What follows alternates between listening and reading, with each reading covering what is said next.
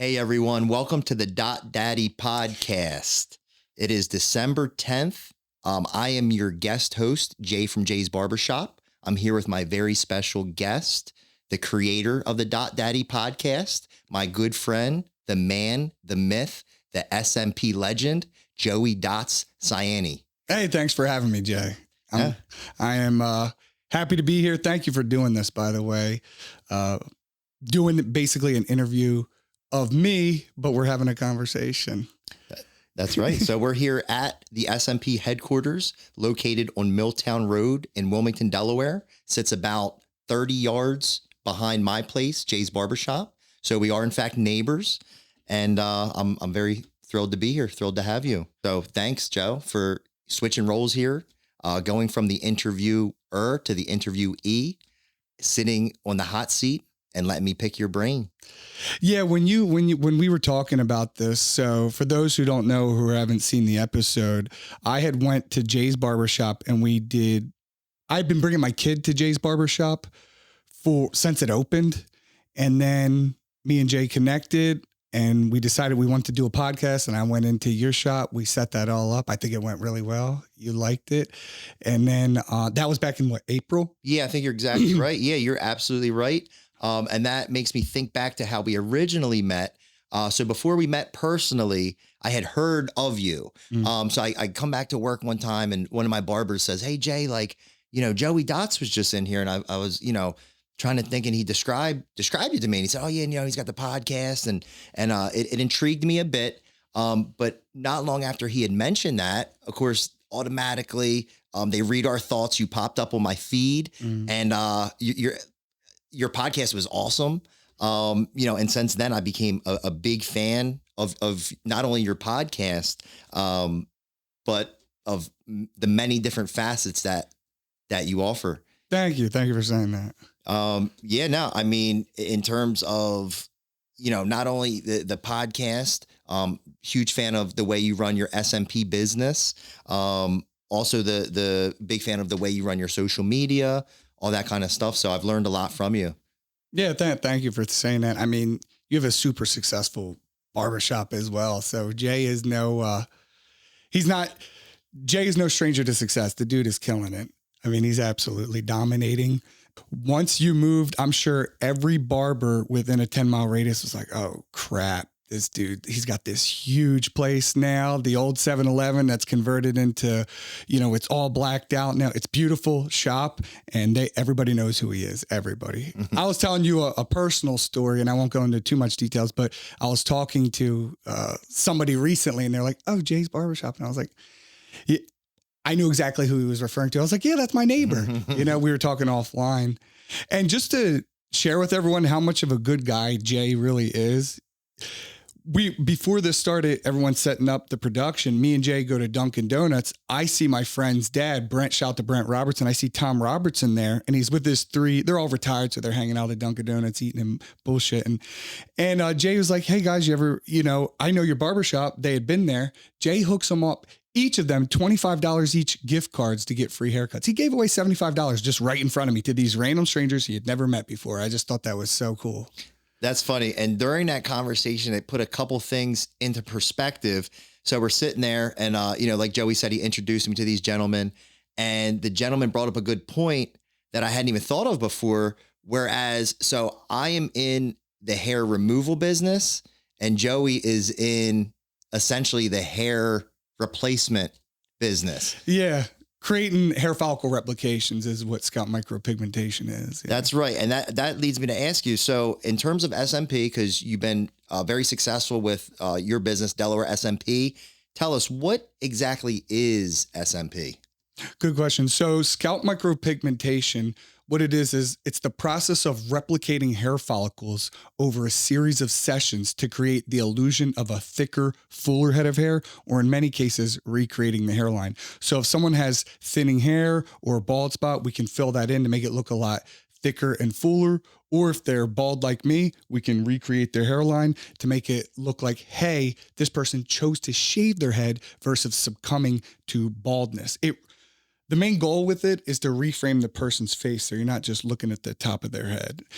But I tell people, I'm not selling hair follicle replications. I'm selling confidence, because what we want is we want the people to stop wearing hats and to be more confident with their bald head and their new hairline. So it almost sounds like it's an alternative to a conventional hair transplant procedure, which I understand is very traumatic, very painful.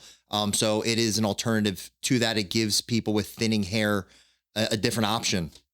Yes. And we actually do a lot of combinations. So there will be people who will, in a hair transplant, they'll take the hair from the back of the head and they put it on top of the head. And most of the time they can give you the hairline. So they'll give you the hairline, but depending on the level of severity, how much hair loss you actually have, there's not enough hair on the back of the head to fill up the top of the head. So if you just have a small receding, like in the corners, or you just need a hairline, they could do that, but there's just not enough back here to fill up the whole top. So what I do is I just add a lot more density to make it look thicker and fuller. So a lot of people will get a hair transplant and they'll get SMP, and we do the scar camouflage in the back, because they end up getting a scar, either a strip scar, which they're kind of moved away from that the past 15 years. Now they're like these little cylinders in the back. So we fill those in. Okay. So the SMP, that's one of your talents. And in addition to that, as I mentioned, as far as what I admire, sure, it's the way you do business. I'm a big fan of that. Not to mention your social media, where you have shared with us your lifestyle that consists of, not only are you a business owner, but you're a father. I'll describe you as an athlete in terms of the level in which you work out. All of these things have inspired me personally. So it's when you're in business, I don't know if other people can relate, but it can almost isolate you in a sense, to where you feel like you can't really, there's only certain people that you can identify with and stuff like that. So I love waking up at 4 a.m. and I see Joey's face. I'm looking at my phone and I see Joey at 4 a.m. and he's motivating me to get up, get my day started right. A lot of time he's got his shirt off. He's outside. It's either 32 degrees out or it's 100 degrees out. But either way, he's there. And it just gives me that little bit of motivation, tells me I'm not alone. There's other people out there that had that similar life experience. So it's just something I can refer back to through the course of my day and say, man, I wonder how this guy did or what he's up to. So thanks for the motivation. Thanks for saying that. 'Cause sometimes I question myself, like I'm going out there and I record these videos of me when I first wake up for a couple reasons. One, I'm hoping that I do motivate somebody to get up, and it sounds like I do. And I get messages all the time. But it's also, it wakes my ass up. When I go out there with my shirt off, it was 19 degrees yesterday. So I got there with my shirt off, I'm recording it, but it also gives me an outlet to talk about, what I want to talk about during that time period when I first wake up. I'm also very honest. Sometimes I'll be like, look, I just want to go back to sleep, but I'm up here because it's the discipline. Motivation is temporary. It's the discipline of just consistently waking up. And when you have kids, like both of us do, you have to get things done before they wake up, because once they wake up, you don't really get to do anything. It's either that or he pre-records it the night before and he posts it at 4 a.m. in the morning. There's that aspect too. I'm sure some people accuse me of that. Now it's all authentic, people. That's why I make sure it's silent in the background. So Joe, tell me this, in addition to the things I mentioned, the business, the podcast, the social media, is there any traits that I'm leaving out, something that I may have forgotten that you might refer to as something that may, I hate to say define you, but something that may describe you? It's a bald guy with a beard. Yeah, just a bald guy with a beard. Yeah, there's nothing special about me. I'm just focused on changing my life. Just trying to become the best version of myself. That's really all it comes down to. I want to become the best version of myself, and so every day I'm trying to get better than I was the day before. I'm not in competition with anybody. I'm in competition with who I was the day before. Today I want to be better than I was yesterday. And every day I'm trying to learn more and more and retain that knowledge. Awesome. Yeah. So with that being said, I would consider you successful. Because if that's the goal, to improve yourself and in turn improve others by sharing that with us, you've succeeded, in my opinion. And at a young age, how old are you? 38. Okay. 38. So 38. 10/10/87, I was born. Okay. Yeah. All right. And in that short period of time, you have reached levels of success that a lot of people, it takes them, a lifetime to achieve. So let me ask you this. Let's start from the beginning. Did your early life have any influence on where you are today? Oh yeah. Oh yeah. Well, I can tell by the expression on your face that there's a little something there. So absolutely. So now for sure. I'll start from the beginning. So my mom was pregnant with me when she was 16 years old. So imagine everything you were doing when you were 16 years old, and imagine if you had a kid and you dragged that kid along to all the crazy shit you did. That was my life. Okay. And so by the time my mom was 22 years old, she already had 3 kids. And so I basically lived for the first 10 years of my life, we bounced from a couple different places, but I lived in this small, shitty trailer. So we were basically white trash, what people would refer to as white trash. I was this crooked tooth kid with no, at the time, no dad, a single mom who was young. We were on welfare, food stamps, living in Section 8 housing. I didn't really know any better. And then by the time, I'd say when I got to about first or second grade is when I realized I was poor. Like I didn't know I was poor until I started talking to other kids on the playground. And when they started explaining things to me, I was like, hold up. Mm-hmm. Wait, I don't do that. I don't do what you're talking about. I don't do that. We don't live that way. And that's when I really realized I was poor. It was very dysfunctional, and I thought dysfunction was normal. I thought, riding in the car with your mom with the windows rolled up while she's smoking, I thought that was normal. I thought that watching your parents and their friends drink and get obliterated and crazy, at 7 years old, I thought that was normal. Mm-hmm. And I'm sure that, trust me, I know people party. I like to have fun. But when it's constant, it takes a toll on you. And I saw that, and I didn't want it. I always felt like an outsider. Mm-hmm. And as I was growing up, this was all in the early 90s, by the way. So I have a brother who's 2 years younger than me, and then a sister who's about 5.5 years younger than me. Shout out to PJ and Kelsey. And Kelsey actually works here. So anybody listening to this, if you need microblading, hit up my sister, Kelsey. Got to plug that. But so when I was around 8 years old, I had a guy who was raising me, and he was good. He taught me a lot of things. There were things I would definitely do differently. But when I was about 8 years old, my mom sat us down, me, my brother, and my sister, and she said, the guy who has been raising you the past 4 or 5 years is not your dad. And I'm like, what? What do you mean? Like, he's not my dad. She said, yeah, that's not your dad. That's not your biological dad. Your biological dad is this other person. And apparently he was on heroin the whole time. So then she said he got sober, and I guess he wanted some custody. So now all of a sudden at 8 years old, I have to start going over to this stranger's house who is my biological dad. I have to start spending every other weekend with him. And it was weird. Yeah. And it was awkward, and I hated it. And I was like, well, what the hell's going on here? And I did that for about 1.5 years until he kind of folded, and I think he started drugs again. But that was not normal. I remember being in about 4th grade or 5th grade. I was in school, and my stepdad, that was the guy who was raising me, my stepdad and my mom, they were always fighting. And eventually they kind of got divorced. Okay. And during this divorce process, I was living with my stepdad off and on. And then my brother and my sister were living with my mom. She had moved out and got this apartment. And I was in school one day. And my mom came and she picked me up. She's like, Joseph, that's what they call me. Joseph, there's been an accident with your mom. I'm like, what do you mean there's been an accident with my mom? So she picks me up, calls me down in the office. I get in her car.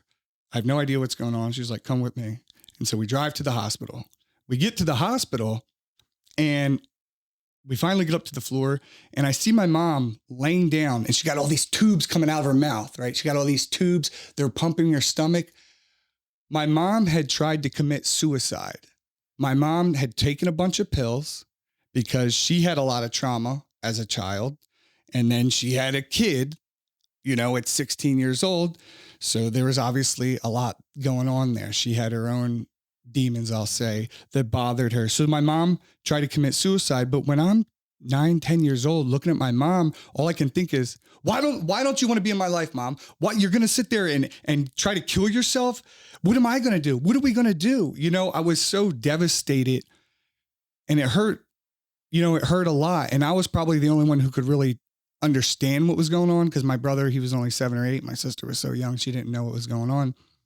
And at that point, I always also wondered, well, why doesn't my dad want to be a part of my life? My biological dad. Now, he had the custody, but he couldn't be sober enough to be like a functioning dad. It was, like this half-ass shit. So this was at around age 10 or so. Okay. Yeah, like 10 years old. And then so leading up to this, your father, your biological father wasn't in your life. You were at this point raised by someone that you my stepdad assumed that this was, your dad. Come to find out it was your stepfather. So let me ask you this: the Saienni name, that was your mom's? My mom's. Okay. Yeah. So that was your mom's name. But I'll tell you what, shout out to single moms. Yeah, for real. Out there for sure.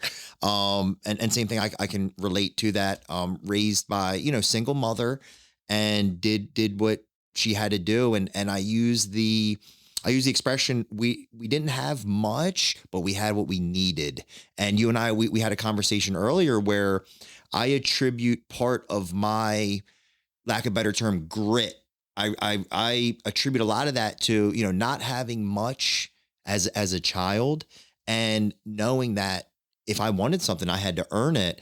And then to your point, how you had mentioned in relation to some of the other kids in school and the playground, stuff like that, they had things, and I didn't resent them for it. It was just, I knew that item, that Nintendo game or whatever it was, it wasn't for me. That wasn't for me at the time. So that's something that I wonder if that kind of shapes us, and so you answered that question in terms of, the trailer park, stuff like that. Where was this located? What part of Delaware? Timber Lane off Raybolt Road was where I lived for the first 6 or 7 years of my life. It's called Timber Lane. And it's a trailer park off of Raybolt Road. If anyone listening to this, that's where I was. 39 Elm Tree Circle. You can look it up. It's all legit. Everything I'm saying is 100% factual. Now so we're in Wilmington, Delaware now. Is this south of us? It's like Bear, Delaware? Just like Bear. Okay, Yeah, cool. Yeah, so let me ask you this. So with that being said, you mentioned siblings, same mother and father, biological or different? No, we have the same mom. We different dads. Same mom. Okay, so half siblings. So it was my sister's biological dad was my stepdad. That was the one taking care of me. Gotcha. Yeah. Okay. Yeah. And see, my mom, if you think about, as I got older, I realized my mom was hooking up with this guy when she was 16. She got pregnant. Mm-hmm. And that's me. Yeah. That was me. I mean, we see it all the time. You see stuff like that, relationships, young relationships, people hook up, they have kids. I'm the offspring of that. Yeah. Well, so I grew up around all these people who I would say I didn't really look up to them. I didn't want to be like them when I grew up. I wouldn't call them idiots, but they weren't idols, and they weren't really mentors. And a lot of them had their own problems. So I don't blame them. I was just in that environment, but I always felt like an outsider. I never thought like them. Even at a young age, I recognized that I did not think like these people, and I couldn't deal with that. So when my mom did that first suicide attempt, that was devastating. That's when me, my brother, and my sister actually split up. So my mom obviously can't take care of us anymore. I can't continue to live with my stepdad. So then this is when that truly changed my life. I went and lived with my grandmother, my mom's mom. My brother went and lived with my mom's dad, my grandfather, because they were split up. And then my sister went and lived with her dad. So all three of us split up right there. And that changed my life, because what I learned once I moved in with my grandmother, my mom, shout out to my mom down in Saienni, I just saw how their lives were different. So I moved into a 2-bedroom condo in Villa Belmont at this time. So if you're familiar with that, it's off at 896 called Villa Belmont. And she had a boyfriend. I call him my step up. His name is Harry, and he was cool. But I didn't have a bedroom, so I did have my own room in this trailer, but then we moved by myself. Now I don't have a room. I just had kind of like a dresser, and I lived there. But I saw the different lifestyle they had. My mom would work full time, and she would pay her bills, and she had a routine. Whereas where I used to live, it was just chaos all the time. It was just a lot of alcohol, a lot of drugs, a lot of just random things. There was no timeline. There was no structure. I mean, I would wake up and walk my ass to the school bus in second grade. I don't know how many second graders do that, but I was doing that. My mom would still be passed out. You know what I mean? That's just what I knew. So you saw the difference between disorder and then with your grandmother, like being organized, and that definitely appealed to you. And I'd have to assume that definitely instilled something in you. That started to change. That was the first part of the changing my life, because statistically, people from my background, low income, no dad, single mom, poor welfare food stamps, 99% of them fall into what I call the death cycle of the poverty death cycle of repeating it and ending up just how you were born into it. And so I didn't want to be like that. I really did. People say they hate the environment they're born into, but do you hate it enough to actually do something about it? That's really what it comes down to. Because most people will repeat that behavior, and I'm sure you've seen it. Oh, yeah. Now, let me ask you this. If you could go back, would you change any of that? If you could change where you came from, would you decide to do so? It's a good question. I've thought about that many times. I don't know, because I think all that stuff that happened to me led me to who the person I am today. Okay. So I'd probably not change it. Do I wish some things didn't happen? Probably. But it is what it is. I mean, it happened, and here I am. Yeah. So once I moved in with my grandmother, and I see this, I have a stable like condo life, I guess you could say that. I changed schools. I saw how I didn't get to see my brother very often. And by the way, the whole time I had undiagnosed ADD. They would take me out of class. I had a learning disability. And it did work when they would take me out. You know how in public school, they have everybody in there. Let's say there's 30 kids, and randomly they'll pull out 4 or 5 kids. I was one of the 4 or 5 kids that will get pulled out who need extra attention. Obviously, I had a lot of crap going on at home, but like I wasn't able to retain all the information, probably because of my ADD compiled with the chaotic family home life. So I needed help reading and retaining it. You know what I mean? Sounds like there's a lot of distractions, as you described. Like I mentioned, I had, single mother, our dad was in our life, but the lifestyle in which you described, even like your mother partaking in, the party and stuff like that, I was exposed to that also. So it's funny how you mentioned to be able to experience both of those lifestyles and to be able to identify with one or another. And I think you brought up a really good point, was that the people, you mentioned the people, because with that lifestyle, the partying, there's people, like, you know what I mean? And these type of people, God bless them, but they might not be the most influential in a positive way, so to be able to observe that at a young age and to make that decision to go the positive route, I think definitely had shaped you, contributed to that for sure. So let me ask you this. So at this point, you and your mother are still close, close to this? You're talking about to this day? Yeah. Yeah. Okay. Yeah, okay. Yeah. We'll get to that. Okay. Yeah, we'll get to that. Yeah. So now I'm living with my grandmother. I changed schools. And when I changed schools, I had different friends in the trailer park, right? I was always getting in fights. There's always fights in the trailer park. There's always fun. I got free lunch. They would literally come to the neighborhood with free lunch, this guy in a van, and he would sound kind of creepy, right? A guy in a van would hand out free lunch, but he did. And there would be in bags, and we would eat that. But we were always fighting. But once I moved in with my grandmother, they didn't have this. I mean, I was basically moved into a retirement community. I mean, it was a condo community with all old people. So they would call the cops on me for just hanging out in the parking lot, stupid shit like that. But what I did realize was on the other side of these condos were these houses, and I saw 2-car garages and driveways and houses and moms and dads and people who went on vacation. I was like, who is this? And I'd see them out there in the cul-de-sac playing sports. So eventually I watched them for days, probably weeks from afar. And it was probably a little creepy, but this isn't like 1998. And eventually I get the courage. I'm like, I want to go play with them. And that's where I met one of my first real friends. And we're friends to this day. His name is JT Bowman and Dan Casino. And that's where I saw a different lifestyle. I had never been exposed to that. I had barely ever been into a normal house at that point. Mm-hmm. Like I'd been in all apartments, condos, trailers, and occasionally like a small ranch home. And there's nothing, and I just want to say this, people, there's nothing wrong if you live in a trailer or anything like that. You know, that's the situation you're in. They're affordable. I personally didn't like it. I wanted to get away from it, you know, so I just didn't want to be like that. So when I met my friends, I went over there, we became best friends, and I saw how their parents acted. These guys they're going on family vacations. It was like, do you remember the show Step by Step? Oh, yeah. Day by Day. That's you remember right. that? On Yeah, TGI the Lamberts. Cody Lambert. I was like, man, they're living like that. Or Growing Pains, you know, stuff like a real family. That's right. A TV family. That's how I pictured them in my head because my lifestyle was totally different. And so once I saw this, I was like, holy shit, there's real life. You don't have to live like that is what I found out.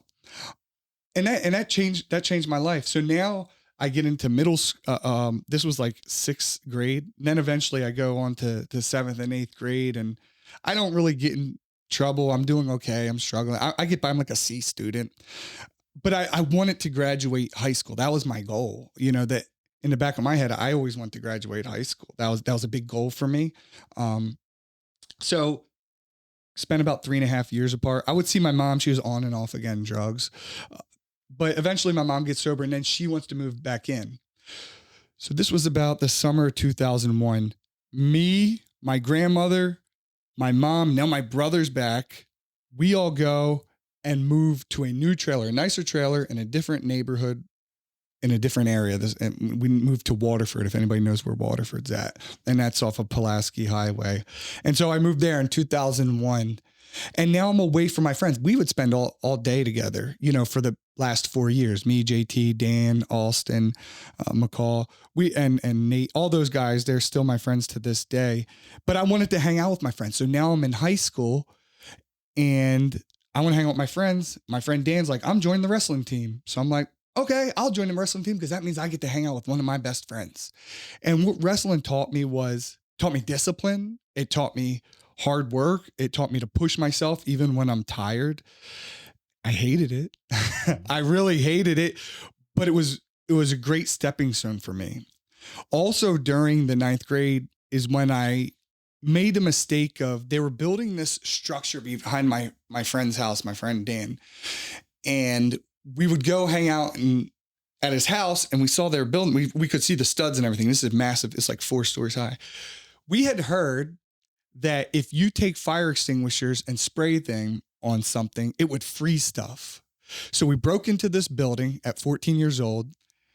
We're wandering around. We're doing all kinds of stupid shit. And then we steal these fire extinguishers. Well, one of the times we stole the fire extinguishers, the owners were at the top, and they followed us through the woods all the way back to Dan's house. And we're spraying them like, you know, and these guys pull up to us in a big ass pickup truck. And we're like, oh shit. You know, we're all scared.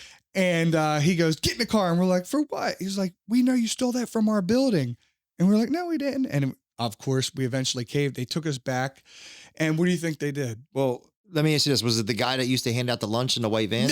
No. That's funny. No, they wanted to make an example of us. So bam, I got hit with 120 hours of community service, at 14 years old. And and probation, all this other bull crap. And that's all it's all misdemeanor. It's off my record. But obviously I'm telling you, it's not holding me back at all. But what I learned was from doing 120 hours of community service, working for free. I don't like working for free. I don't think most people like working for free. And then I was in class with people who I didn't want to associate with, like other kids from school that I would say are bad influences, that were not really trying to do things with their life. And that taught me a lesson. It was called the Back on Track program. And I didn't like it. I didn't want to be like them. So I started to finally get my shit together, I'll say. And I met my friend Fred Melchior also in the 9th grade. Shout out to Fred Melchior. And what I learned from Fred was, now, although Fred had both his parents, they were still poor. They're from Glasgow Pines. Fred started working when he was 14 years old, and he always got straight A's. And I was fascinated by this kid. I was like, how's this kid? And he was working out. At 14 years old, this dude was maintaining a job, like a full part-time job, 20 hours. And he still got perfect grades, and he was still working out. And I was like, but what he taught me was, just because you're poor doesn't mean you have to be like this. You don't have to be poor. You don't have to live your like this.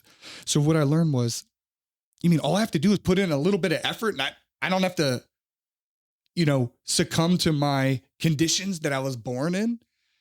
So that's what I did. I decided to put in a little bit of effort. And although it's very common for a lot of people to just go through high school. Most people in my family, they didn't graduate high school. So I wanted to graduate high school. That was my first goal. So I make it through. I graduate high school. Boom. That's fun. Cool. I did it. But now what am I going to do? My mom didn't have any money. She wasn't going to send me to college. And even if I went to college, I wasn't going to be able to do shit. I would have failed out. So you mentioned high school. Where did you go? Where did you go to high school? Glasgow High School. Okay. What year did you graduate? 2005. Okay. 2005. 20 years ago. We just had our class reunion.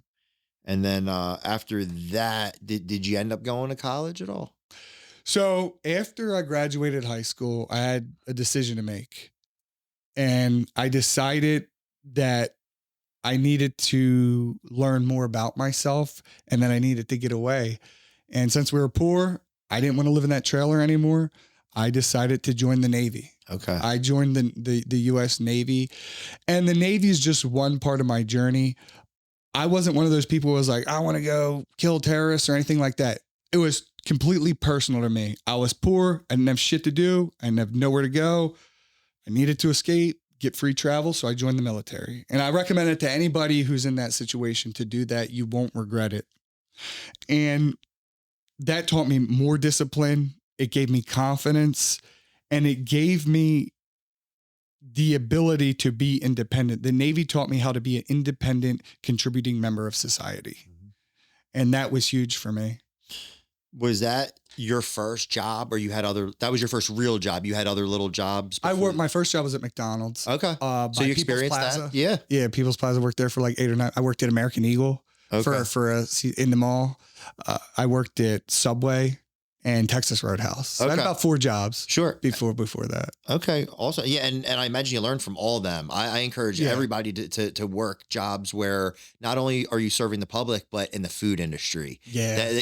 Dealing with hungry people, serving hungry people, it's a different animal. You learn customer service as well. For sure. So you said from there to working at American Eagle in the mall? Yeah, American Eagle. Okay. Oh yeah. That was big time. All right. And then you mentioned, of course, the Navy. How long were you in the Navy? So I was very fortunate. I was able to get out of the Navy a little bit under 2 years with an honorable discharge. I was on the U.S. CV-67 John F. Kennedy CV, which is aircraft carrier. Okay. And I was basically a fireman. And for 3 months, I was the cook's bitch. It's called cranking. And I realized I don't ever want to work with food. And so what they did was they turned my ship into basically a floating museum. So the only reason I was able to get out early with an honorable discharge is because they decommissioned it. It was one of the last non-nuclear ships. So now I have a decision to make. I could have went anywhere, by the way. They wanted me to stay in because they do all this training. They want you to stay in. And I could have went to Guam, Hawaii, wherever I wanted, San Diego, Japan, Okinawa. But I was like, can I get out with my benefits? They're like, we'll give you most of your benefits. I was like, sold. So now I got to come back to Delaware. I'm not moving back into that trailer. I don't know, but I can't afford my own place. So what I did is I called my friend Alston and John Turner. Shout out to John Turner and Alston McCall. I could afford an apartment split 3 ways. So at that time, we moved into Park Place Apartments. This was like 2008. I got to ask you real quick. I'm going to remember Park Place Apartments. But before I do that, I'm sorry, but when I think of Navy and I think of a cook in the Navy, there's a movie that comes to mind. What movie? Have you seen Under Siege? I don't think so. Steven Seagal. Oh, yeah. Okay. So did the chef know karate? that you were? No. Okay. No. Okay. Moving on. Park Place Apartments. I had to. I'm sorry. Yeah, no, you're good. Yeah, so Badass movie, by the way. He's a character. He is a what the heck? That was a good one. You missed a good movie. Yeah, I think I did see it. Now I think I did see it. Yeah, throwing people off one chop, falling. Oh yeah, throwing knives at people. Yeah. Tommy Lee Jones was in it. It was great. Very realistic. Okay. So you didn't watch Under Siege in the park in the no. So $900 a month we could afford 300. You said Park Place. Park Place Apartments. Okay, gotcha. Off of Elkton Road. So that's where I ended up moving, was to Park Place Apartments. For the next 7 years, I worked full time, went to school full time, paid my bills full time, worked out full time for 7 fucking years. And that was because I wanted to make my life better. I didn't want to be in the same situation that I had come from. And I knew the only way to get out was I would have to do it. No one was going to save me. No one was going to save me. I didn't have rich parents. I didn't have moderately middle income parents. You know, I didn't have shit. My dad was a heroin addict. My mom was a waitress. You know, my mom didn't make much money. I hated it. I hated it so much, Jay. And so I just grinded it out, and it sucked, you know, because my friends would be out partying, or I'd see people my age out partying and having fun, and all they had to worry about was just doing their schoolwork in college. I had to still work, do my homework, and then also pay all my bills, and then also find time to have a social life. And I did. And it was a rough time, but for those 7 years, it was a lot of fun. So in 2000, so that was 2008. So in 2012, I was the first person in my family to graduate with a bachelor's degree. And so I was really excited about that. I got a bachelor's degree in organizational management, which is basically like business management. And I was very happy. And the Navy paid for most of that, but I still had to take out loans because I lived on my own. And then I was like, I'm not going to stop there if the Navy's going to keep paying. So then fast forward to 2014, I was like, screw it. I'm going to get a master's degree. So then I got my master's degree in management information systems technology. So I was the first person in my family, cousins, everybody, to get a bachelor's and then a master's degree. Because the only reason I did it was because the Navy was paying for it, and I knew that it would give me better chances to have a better job. And, you know, and we'll get into it, but I don't technically use my degree for what I do right now, you know. And what I'll say to anybody out there, doing a formal education like college, all it does is teach you how to learn. That's what it did for me. At least. It taught me how to learn. Yes, I did learn some shit, but it mainly taught me how to do my own research and to learn things on my own. That's what it did. Do I remember every test? No, I don't remember that. You know what I mean? Yeah, no. And so it's awesome because, you know, first of all, thanks for sharing some of that personal stuff. And it's from your perspective, you could have went one of two ways. You could have used that life experience, which could almost be described as a negative life experience, and you could use that as an excuse to fail or an excuse to follow that path. Or on the flip side of that, you could use that as an excuse, an opportunity to grow and to work and to learn. And it sounds like you chose that route, and that's encouraging, you know, to other people. There's a lot of people that are in that same scenario that you described, you know, and hearing you know, some of that decision making, maybe that voice will pop in their head when they're at that fork in the road and they have a decision to make, you know. So, and you went a step further. You went to the military, which, you know, thank you so much for your service. It's, you know, just for the level of sacrifices that you made in order to do that. And every soldier, to make that sacrifices so we have those freedoms and those choices. And like you said, using the opportunity to go to college and stuff like that. We have so many resources like that available to us. Although people don't take advantage of it. They don't. So that's what you did with it. You followed that path, and people can't use as an excuse, oh, they didn't come from anything, they didn't have opportunities. No, I mean, that's your perfect example of what, in my opinion, what makes this country great. Thank you for saying that. I got the master's degree in 2014, but during that time, I had met my now wife in 2009. We started dating. I'd say serious dating in 2010. while we were all living together in this house. When I say we, me and my friends living all together. But during that time, one of my best friends I mentioned earlier, Dan Casino, he had developed what's called schizophrenia. And I'm not going to go into too much detail about that, but basically he stabbed himself in the heart on Thanksgiving 2010. And he survived, but he was never the same person. And then in 2012, well, first in 2011, I was able to, the whole time I was working, I did security jobs. I worked for Garda, and then I worked as a security guard at AstraZeneca during college. It was a great opportunity to do my homework while getting paid, which was cool. But then in 2012, I got word that my biological dad had actually died. So I found out that my biological dad, who was barely ever around for me, you know, I had to do those weekends with him. I found out he died, and I decided to go to the funeral. And I went to the funeral not so much because I missed him or I was sad. It was more so for closure and to forgive him so I could kind of move on with my life. Let me ask you real quick. His death, was that a result of the lifestyle? Yes. Okay. Drugs and alcohol related. Okay. Yeah, it was probably a heroin overdose. Okay. Okay. Yeah. Sorry. So, and like you said, like in terms of closure, you know, you decided to go to the funeral. Yeah, I decided to go to the funeral because I needed the closure. Sure. And I went with my mom, and thank you to my mom I was nervous, but she said, I'll go with you. You know, so we went together, and I got to meet some of my actual biological aunts and uncles and stuff. Mm-hmm. So that was 2012.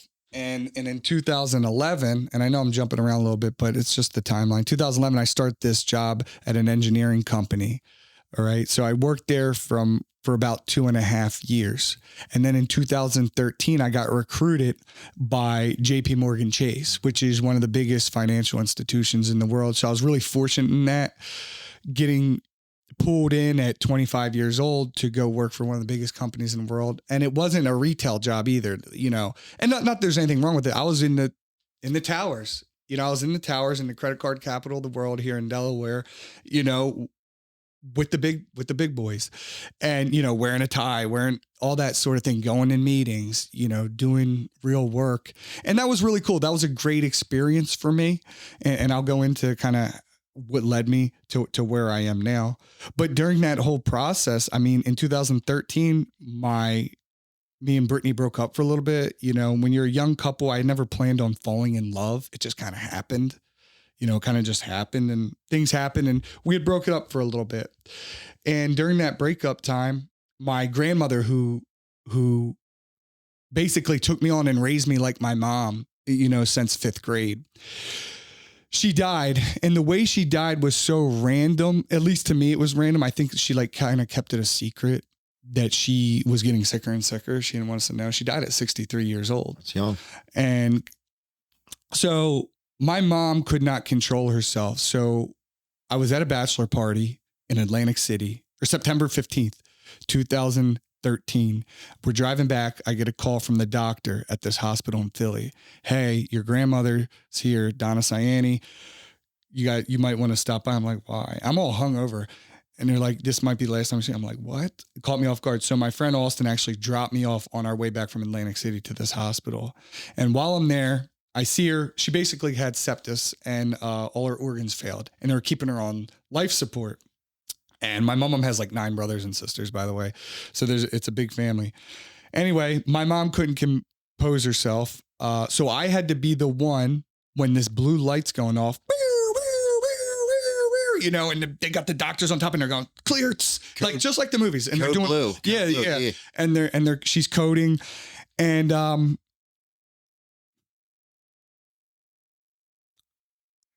I had to be the one to sign off on her taking her off life support. You know, and that's not fun to do, but my mom couldn't do it, so I had to do it. And it sucked, but I couldn't let her sit there like that, you know? Yeah. It was terrible. And it's sad because I wish she got to see where I am today. Well, she can. Yeah. You know what I mean? And but So I had to deal with that death. So I had the death of my biological father. Not that really didn't really affect me emotionally too much, but my mom was terrible. So I was very depressed. And during that time, the doctor had prescribed me Klonopin, which is for anxiety. It's like a generic Xanax for those who don't know. So I still had a corporate job, but I was totally abusing my Klonopin. I would get prescribed 90 of them. They'd be gone in 7 days. Yeah, I was eating them like candy. And for those who don't know, if you take Xanax or Klonopin, you black out. Like you don't remember shit. So I have days where I totally forgot, and it will take your anxiety away, but you'll become pretty much a different person, right? To the point where you'll just say whatever pops into your head. And I promise you, the world will not function the way it is if everybody said what pops into their head. So I was coming off probably a little mean. And I feel bad. I still feel bad for that. But eventually I was like, I got to stop this. So my friend Fred, shout to Fred, he had gotten a job with Tony Robbins. Do you know who Tony Robbins is? Yeah, the motivational speaker. Yeah, my friend. Hands like a rack of bananas. Dude, he's like 6'8". You ever seen Shallow Hal? Oh, man, he's got hands like a rack of bananas. I mean, he's huge. He's a huge dude. Yeah. And so, he's got a deep voice. Yeah. And so my friend Fred, he got a job with him. He's like, is that right? Yeah. And from Delaware, he ended up moving to California. That's a different story. Working directly like in his. He's the number one camp. salesman for the past 12 years. Okay, wow. He sells the coaching, but he's like, Joey, I can hook you up with, it's called Unleash the Power Within. And anybody listening to this, Tony Robbins has a seminar. It's a 4-day seminar. It's called Unleash the Power Within. And it's like 50-hour seminar. You know, you're doing like 12 hours a day. Okay. But it's super serious. I walked on fire. You do a lot of self-reflection, all kinds of crazy, weird shit. I won't go into it. I call it weird shit, but it's no.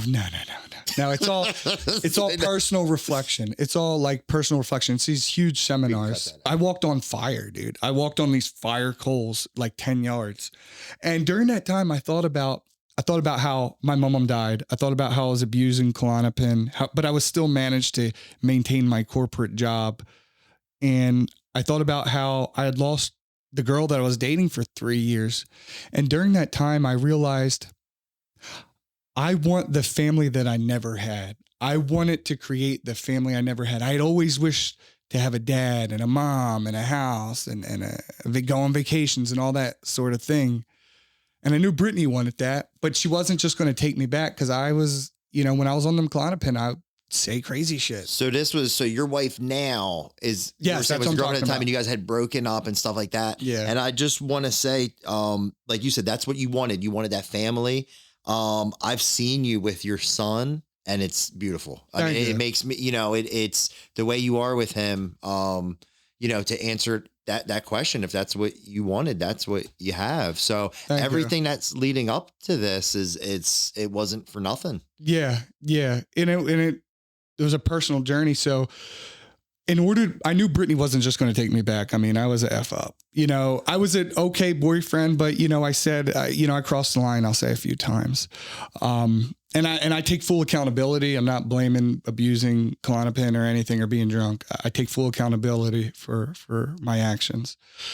And I'm not super religious. I grew up Catholic. So I went and I did a confession. I went there. I did the Tony Robbins seminar. I signed up for a psychiatrist. I went to saw a psychiatrist for a year, every other week. And I just did a lot of personal reflection. By the way, when I left Tony Robbins, I stopped taking Klonopin. So it's been since 2014, October 2014, I haven't taken any. And that totally changed how I perceive life and my memory and all those sort of things. And so eventually I'm able to win Brittany back. Win her back. She didn't just take me back. I had to win her trust and win her back. And so then in 2015, my whole goal, my whole life was I always wanted to own a home. I always wanted to have a house because I never had a house.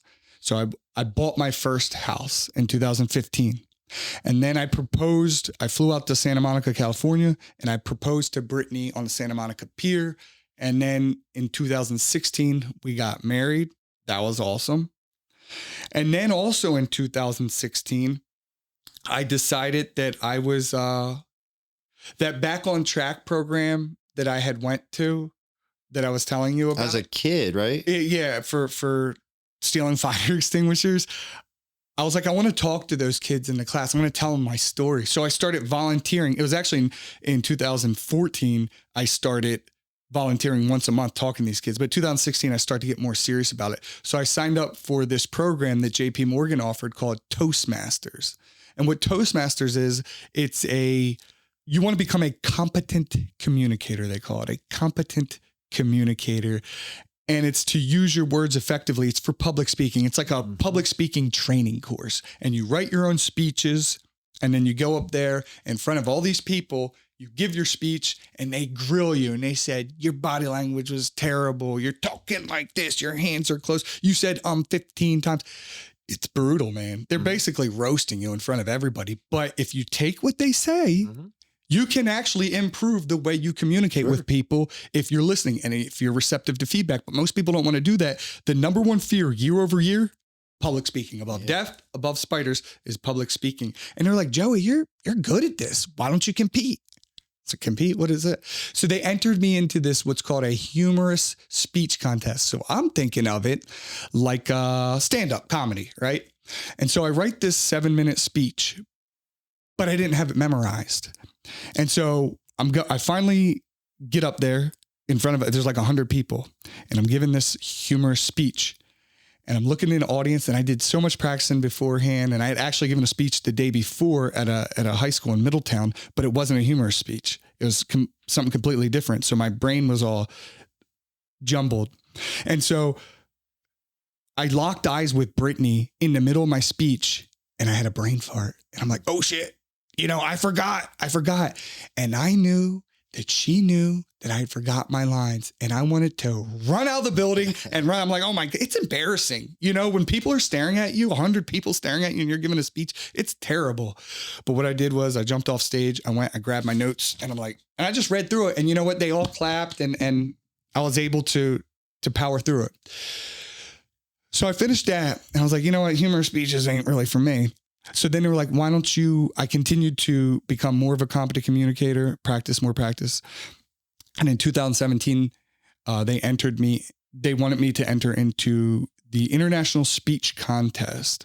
And so I entered that, and I beat everybody at Chase. And then I beat everybody in Delaware the next round. And I beat everybody in the tri-state area. And I kept winning first place. And then eventually I got second place. But during that time, I had also learned about scalp micropigmentation. So in 2016, I started losing my hair. I was losing my confidence, and I was traveling down to Washington, D.C., and I got scalp micropigmentation done. So you had it done as a recipient of the procedure. So this is what introduced you. So you said you started experiencing thinning hair loss. Yeah. You're looking for solutions. You stumble upon this procedure at the time, I imagine was fairly new, right? Or at least newer, and you had it done, and it looks great. Is that's still residual from or it just got touched up? Yeah. And this was back when? This was 2016. Okay. 2016, so about I got my first 9 years? Yeah, 9 years. Okay. 9 years. It was started off with thinning. So 2016, I'm losing my hair. I'm getting depressed. And I'm like, what am I going to do? I know a hair transplant's not an option. So I decide, I research scalp micropigmentation. I find a guy down in DC. So I'm driving 2.5 hours down there. I'm basically getting the thinning area filled in. And I was like, man, this is amazing. No one's doing this in Delaware. I was using my vacation days to go down there to get it, got my 3 sessions. And then for about a year, I thought about it. Because I knew I had always wanted to be a business owner. I'm sure you, at a young age, you knew you always wanted to be a business owner, probably even when you got into barbering. You probably work for somebody and then you eventually want to start your own thing, right? Mm-hmm. So, but the thing is, scalp micropigmentation doesn't even exist. It doesn't even exist. It's not even on the radar for anybody, so I knew it was going to be hard just to let people know this is a service. This is an alternative service to a hair transplant. So I was like, screw it. I'm going to spend my money, use my vacation days, and I'm going to go train with the guy who did my head. And so I did that. And then I started playing around with it from 2017, 2018, just doing it out of my house, on friends, family, whoever would be guinea pigs. And then my wife was like, you can't be doing this out of the house anymore. You can't be doing this. You got to get your own spot. So put my deposit in 2018, end of 2018. And I got my first location, which was on the other side of where we are right now, Unit 3. And that's where it started. So for the first 2.5 years, I would work full time at JP Morgan, and then I would do SMP on nights and weekends to whoever, was willing to be an early adopter or friends and family. You know what I mean? And so that was hard. Just the marketing, the ambiguity, because I already had a good job, and my wife, we wanted to have a family. Right. And so now I'm doing 2 jobs, and she's like, what are you going to do? Blah, all her concerns were legitimate, all the concerns you would think of. But during COVID 2020, they were like, Joey, we're eliminating your job. And I'm like, I'm going to have a kid. You mean at JP Morgan? Yeah. Oh, They're going to eliminate my job. I'm like, dude, I'm like 3 or 4 months away from having a kid. You're going to cut my job? Because when you said that, and of course, 2020, like I think of, in barber terms, like our job was eliminated too. So I didn't know if you were referring to like the SMP stuff. Yeah. I imagine they would luckily restrict all that. Yeah. So was that stuff restricted during 2020? I was essential worker. Wait, are you serious? Yeah, I was an essential So worker. they considered SMP, not taking anything away from it. It is, I considered SMP an essential business. I'll say that. Okay. Yeah. Okay. That's so. Okay. So, but all right. Yeah. So I just wanted to just be, so. And it is. It is. So I was like, I had 45 days to either find a new job within JP Morgan, which I could have done, or I could have walked away, and I got a severance package. It was like 2 weeks pay for every year that I'd been there. I'd been there for 8 years at that point. And then you get all these other perks. So I knew eventually I wanted to just run my business full time. This was the perfect opportunity for me to walk away. So it actually kind of worked out for me, the COVID, and plus my business did really, really well during that time. So I'm very grateful for that, although it is scary because now I got a kid on the way. You don't know how much income you're going to have. When you own a business, it's a lot of ambiguity. There's a lot of uncertainty where you don't know, am I going to get paid this month? How much am I going to make this month? Especially early on. This was like within the first 2 or 3 years of me owning and operating a business, but I wanted to take my side hustle full time. So that's what I did. So you think if your job had not gotten eliminated from JP Morgan, I don't know if I would have left. Okay. I don't know where. So I don't know. It definitely forced me. Okay. It forced me, like we were talking about earlier, sink or swim. Right. And sometimes I had to. Sometimes that's the best way. Like we were describing earlier. Obviously, ultimately having choices and options is great, but sometimes you find when you got too many options, too many choices, it keeps you're like, oh man, well, if this doesn't work out, I'll do this, and this. Sometimes it's better just to have your back up against the wall. There's nowhere else to go. Like you said, sink or swim. Yeah. So it sounds like it kind of puts you in that. It really did. And it forced me. I was worried in the beginning that I was like going to half-ass it. But I never did. But I was worried. I was like, well, if I don't have a patient today, I could just hang out at home. But once you realize you don't get paid an hourly rate, right, you got to change it up. You got to make sure you got to keep marketing. There's so much work when owning a business. There's so much work behind the scenes that has to be done. And I know you know that. I know. Oh yeah, you got to get everybody in this room knows all about that. You got to get creative. You got to create, and that's the difference between following that mold. Nothing against corporate lifestyle. We'll call it lifestyle. Yeah. Is it's great in terms, especially for people that went to college and stuff like that. That's a great path. It teaches you how to follow those steps that were already created, and you're kind of just executing, following those directions. Versus when you go into business, there is no template. There is no script to follow. It's like, man, like stuff just got real. I need to create. Which is good and bad. Yeah. Right? Oh yeah. Good. You can make a lot more money, but you can also make no money. Right. Oh yeah. See, when you're on a salary at a corporate job and you got corporate benefits, it's nice. It's a nice safety net. Yeah, but like you said, then you're at the mercy of when they say it's time to go, you got to go. Yeah, and you got to play by their rules. And I was good at kissing corporate ass. I know how to play the game. You have to. If you want to move up in corporate, you got to stuff. You got to do a little. You don't have to do butt stuff, but you do got to kiss a little corporate butt and play that game, and beat around the bush, and you can't be direct with anything. You have to write sternly worded emails. You can't be like, F you, asshole. You can't do that. You can't do that. But corporate taught me a lot. I learned a lot in corporate America. And I think that's one of the reasons why I am successful. Yeah.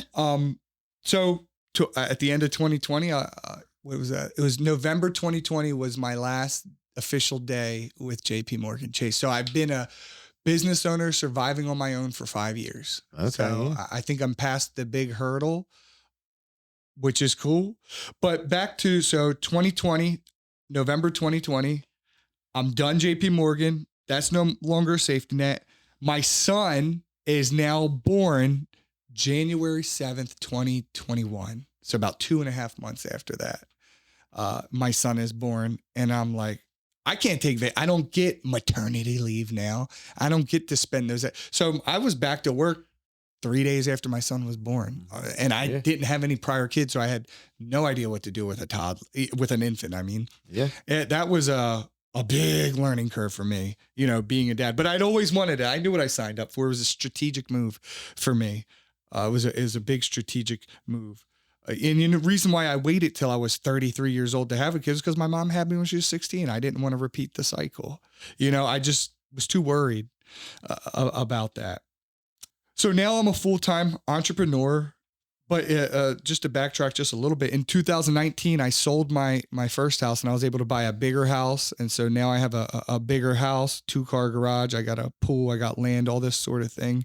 And so I'm feeling really good. I'm finally living the dream that I had always envisioned. See, this entire process leading up to here, I'd always visualized everything.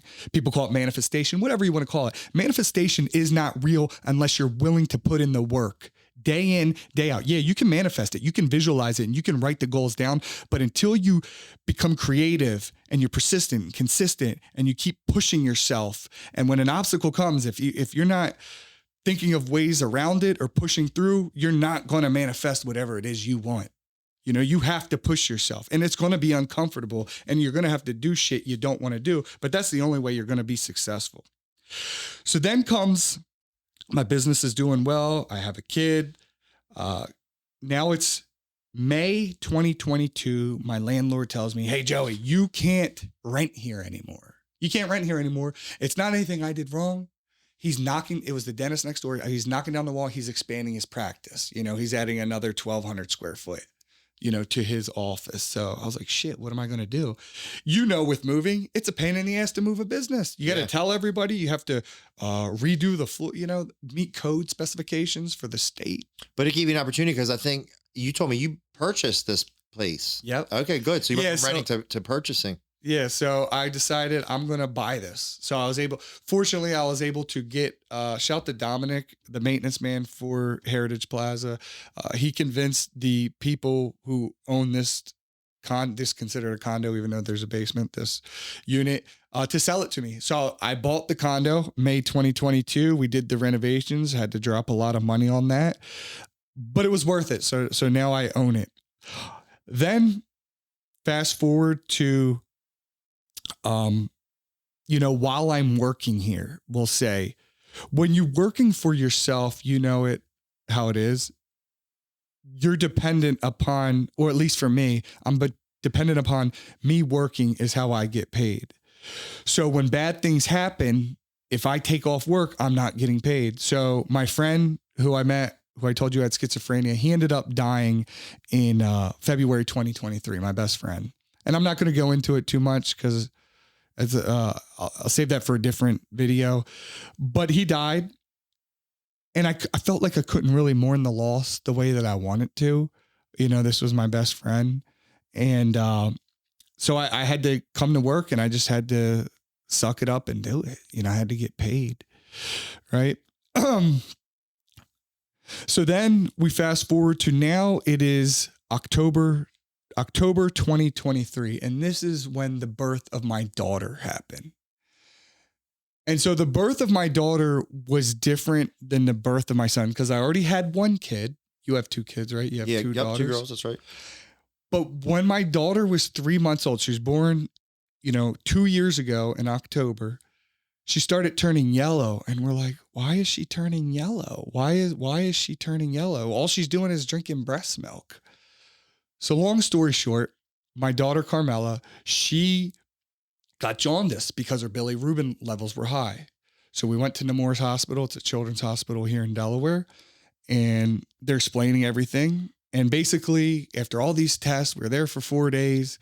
We figure out that she has gallstones. And we're like, how the hell did she get a gallstone? How do you even get a gallstone? And for those of you who don't know, your liver produces bile, that yellow stuff. So when you puke, right? So that bile is then stored in your gallbladder, and then it's released into your small intestines whenever you eat food to break it down and digest your food, and then you eventually poop it out. Okay, for it's very medical terms I'm using, right? I'm just breaking it down. So she had crystallized bile. She's 3 months old. She's turning yellow. So instead of the bile getting released and going through the common bile duct down to her small intestine, it's getting pushed out and then into her skin. That's why she's turning yellow. And so this is scary as hell. We don't know what's going on. She's 3 months old. Nemours is like, we can't operate on her. So they put us in an ambulance and they send us to CHOPS. And while you don't ever want to go to CHOPS Hospital, Children's Hospital of Pennsylvania, we are fortunate that it is like the first or second best children's hospital on the planet. I mean, these people are incredible. So being there, they're like, we have to do emergency surgery or she will die. Your daughter's going to die. And when you hear that, it's a wake up. It's a wake up call. And they do this first surgery, and what they're doing, it's called an ERCP. And what they're doing is they're basically, think of those pipe cleaners you had. They're trying to, not a pipe cleaner, but think you have like a little pebble inside of a straw. They're taking a pipe cleaner and they're trying to poke that rock through to open it up so the bile can get released. Okay. But you can't poke too hard because it will break that common bile duct and then everything's going to leak. You right. And so they have to be very careful. Remember, she's only 3 months old, and they're going in through her mouth and through her belly button. Like they make a little incision. So the doctors come back at CHOPS and they tell us the surgery didn't work. And that was very emotional and very sad. And during that time, they're prodding and poking around. She develops pancreatitis. Luckily they're like, we're going to try again with a new game plan, but we have to wait like 4 or 5 days. And so while my wife had to stay at CHOPS and I could have stayed, it's a small room. There's not much to do, to sleep. The nurses are coming in every, hour, and they're poking my daughter, and I have to hold her down so they can take blood, and she's screaming, and that's horrible. Hope none of you ever have to do that, anyone listening. But holding down your daughter while she's screaming bloody murder while these nurses are trying to draw blood is terrible. It's terrible. And all the while, she's still sick and she needs more surgeries, but I need to make money. I got bills to pay. The bills, they don't care. The hospital doesn't. The bill collectors don't give a fuck, and we can bleep out fuck. The bill collectors do not give a fuck if your kid's dying. Okay. They don't care. They're like, fuck you, pay me. Fuck you, pay me. Okay. So I had to come to work. And I felt guilty. I felt like I needed to stay in the hospital with my wife and my daughter. My son's at my wife's parents' house, cause he's only 3 years old. But I just had to come to work to make money. And so I felt guilty. So those 4 or 5 days go by. Then I go back and I'm going to the hospital at night, by the way, but I'm just not sleeping there. I'm just stopping by for like 3 or 4 hours. Then the next surgery comes and we're all worried. We did all the prayers, everything you can think of. And luckily it was successful, but it was very scary, to see your daughter go through a surgery, all these surgeries when she's just an infant. She's helpless and she didn't do anything wrong. They still don't know how she got the gallstones. But thankfully the doctors at CHOP Hospital were able to save her life. I mean, we had the best doctors in the world. I mean, two of the guys who did the surgery were Harvard graduates. I mean, these were the very, very best. And it was like 7 of them. And that worked, but they said, we got it clear, but she's going to need to have her gallbladder out, but she's too small just to kind of eliminate the risk. So then 3 months later, we had to go back to CHOPS and they removed her gallbladder. So now, luckily, it's been a year and a half, knock on wood, nothing. It's as if it never happened. And I'm eternally grateful to CHOPS and those people over there. Yeah, that's amazing, man. It ever occurred to you that your grandmother might have had some help? I did. I do your daughter's life. Yeah. I did think about that. Yeah. I mean, I like to think that, you know, that's a miracle. Like you said, having daughters and you know, putting yourself in that position is indescribable. Yeah. And I hope anybody listening to this, you don't have to go through it. CHOP is amazing hospital. I just hope you just don't have to experience how amazing they are, but they are the best at what they do. And it was really eye-opening, that experience for me about how precious life is and how we should really take advantage of every day, because things can change. Yeah. You know, we see accidents all the time. For sure. Things go wrong. Surgeries go wrong. I mean, these surgeons are not perfect. Mistakes happen. Yeah. You know, we're just humans. And even if there were robots, it's very tough. Being a business owner, you have to make tough choices. You know, meaning you have to work even when you don't want to, because bills have to get paid. Yeah. Executive decisions. Yeah. And so now I am living, I'm living the dream, Jay. I have a big house. I have land. I have an in-ground pool. You know, I have a nice car. I have a shop. I have a commercial property. And I'm not saying all this to try and impress you or impress people or try and look cool. I don't care about any of that. I want to impress upon you that it is your decisions and not your conditions that shape your destiny. Every day we have a choice to either work towards our goals or take the easy way. And if you take the easy way enough times, you're going to have a shitty life. That's right. You know, and and this is what I used to tell these kids, if you don't plan on dying, if you're listening to this and if you don't plan on dying in the near future, you need to do things today to prepare for your life in the future to make it better. Because if you just do the bare minimum, the older you get, the less energy you're going to have, the harder your life is going to be. And it's going to suck. There's nothing special about me. I'm just a crooked tooth trailer park kid with no dad, no hope, no self-esteem, who just refused to be a product of my environment, and you can do it too. I believe in you. You just have to believe in yourself, and you have to keep pushing, even when it sucks, even when you don't want to, even when it seems like everybody's against you. You have to do it anyway. You have to be creative. You have to be persistent, consistent. And if people tell you no, fuck them. Keep moving. And if your friends are hating on your dreams, oh well. Make new ones, or just focus on yourself and prove people wrong.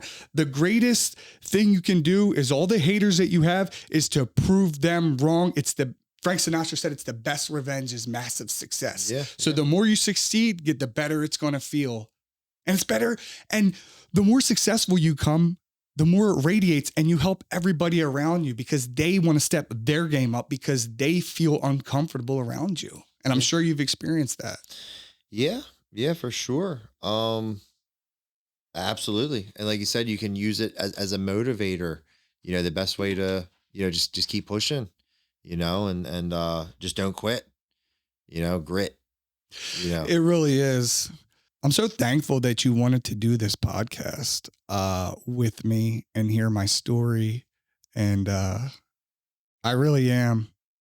And I've told this story so many times in so many different ways, but I haven't got to really do it on a podcast like this. So thank you, Jay. Thank you, Jay. No, thank you. Thank you for sharing that. I mean, this is stuff that it helps me. This is stuff that resonates with me, and I'll learn from it and refer back to it in my own mind. You know, when thinking about some of the challenges that you faced and you've overcome, you know, it's definitely inspiring, you know, for sure. But it's great you were able to turn that stuff into success. Thank you. Yeah. And to answer your question earlier, my mom is still around. She's still struggling. I still help her.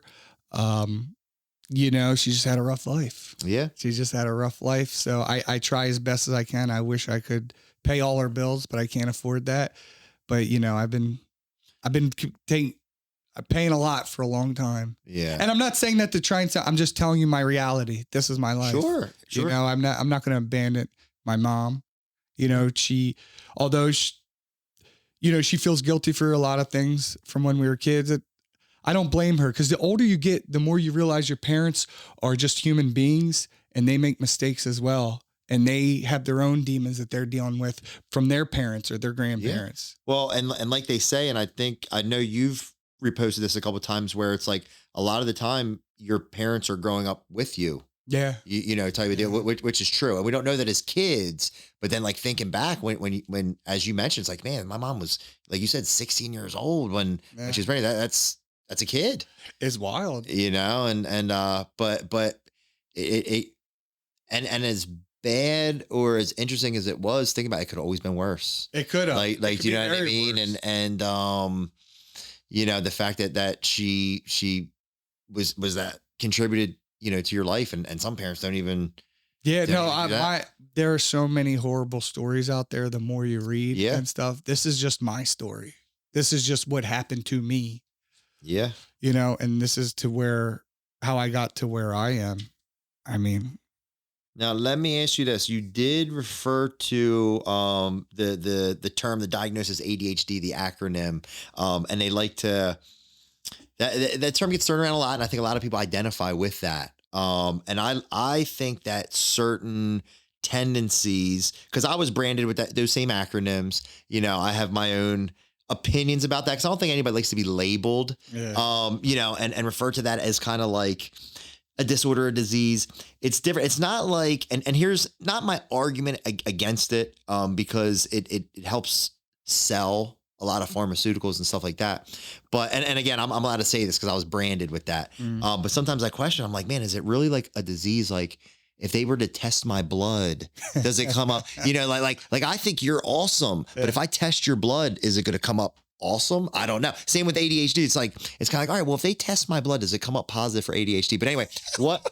I never heard that before. Well, it's just you're right though. Well, I did a lot of, you know, because like I said, being branded with that at a young age, you know, nobody likes that label. And of course, anybody that knows me or is listening, they're like, he's like, example number one of you know, the type of tendency. So I think, you know, I recognize a pattern that comes along with, you know, the ADHD label and some of those tendencies and were you ever prescribed the medicine? Yeah. Did you take it as a kid? Was it Ritalin? I did for a little bit. But I'll tell you what, man, like that stuff.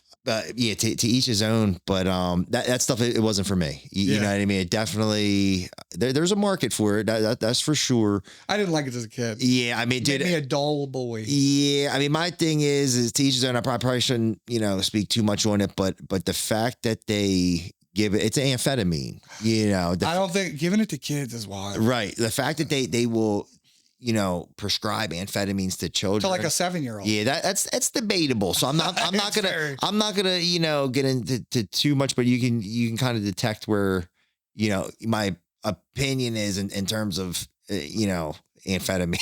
I agree. Giving it to kids. I don't think they'll ever find their full personality or who they are if they're on that since from a young age. Yeah, I think there's a great market for it. I mean, I think you know, but and I know some kids are worse than others or have it more severe than others, you know. So with that, some of the traits that I've noticed and kind of correlate with that term is first of all, I believe it can be a blessing and a curse. Like, you know what I mean? In terms of, it's not that we can't focus. We don't focus on the things that we're told like we have to, and it doesn't really strike our interest.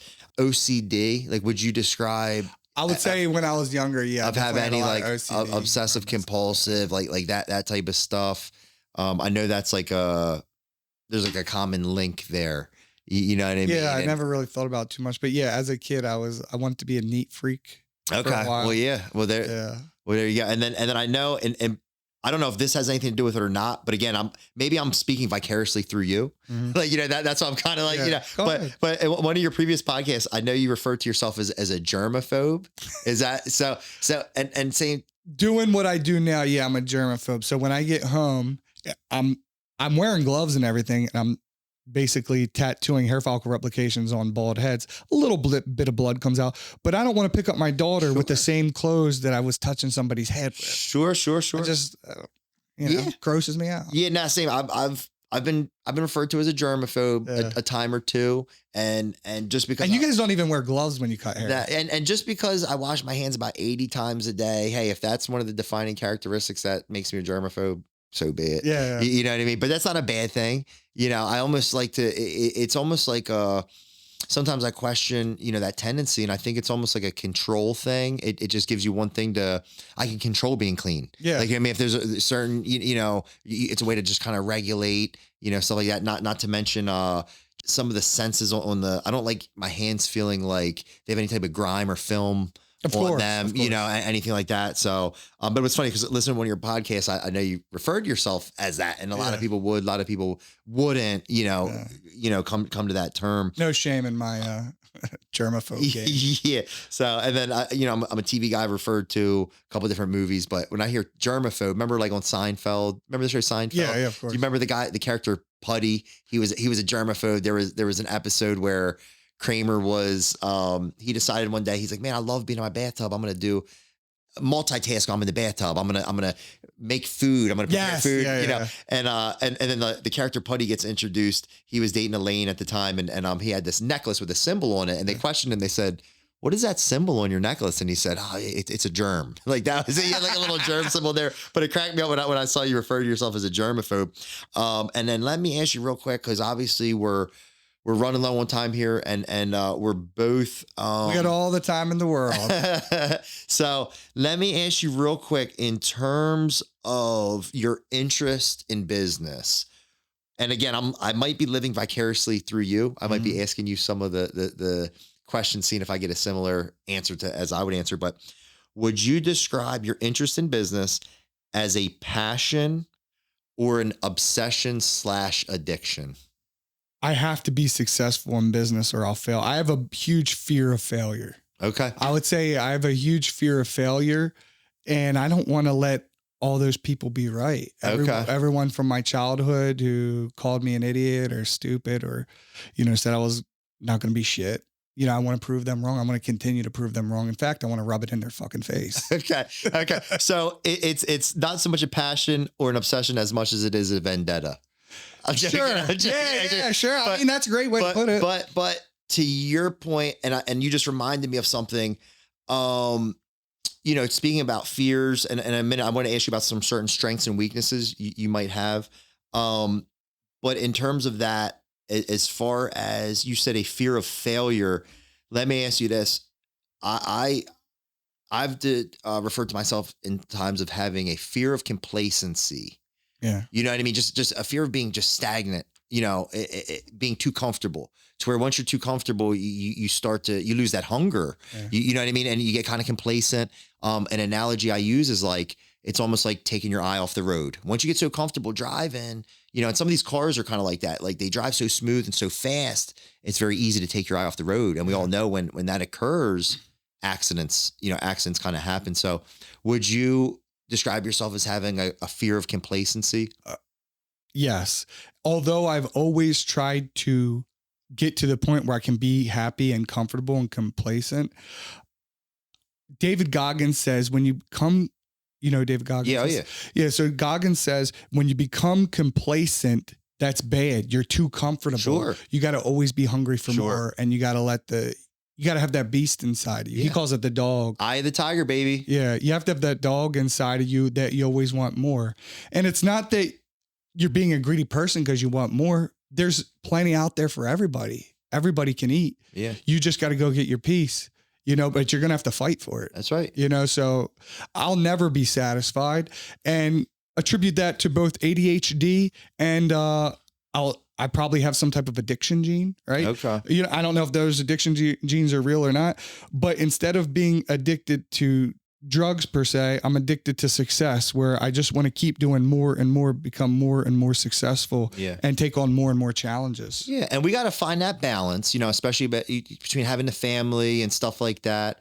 An example I use is like, look at some of these Olympic athletes. Mm-hmm. You can't be a half-ass part-time No, you got to dedicate your Olympic life. athlete, Yeah. you know, so you almost have to bring yourself to the brink of, it's not just a physical task, but mental. You have to bring yourself to the brink of insanity. Yeah. So I think in terms of training for the Olympics or, you know, training yourself to be in business, there's a difference between being crazy or almost being crazy. If you're in business or you're passionate about doing something, you're trying to succeed and you catch yourself saying, I feel like I'm going crazy. That's normal. Like, you know what I mean? I think it's when you lose that balance and it's on the other side of that. That's when it's an issue, you know, type of deal. And I'm referring to myself, you know what I mean? And I've neglected a lot of,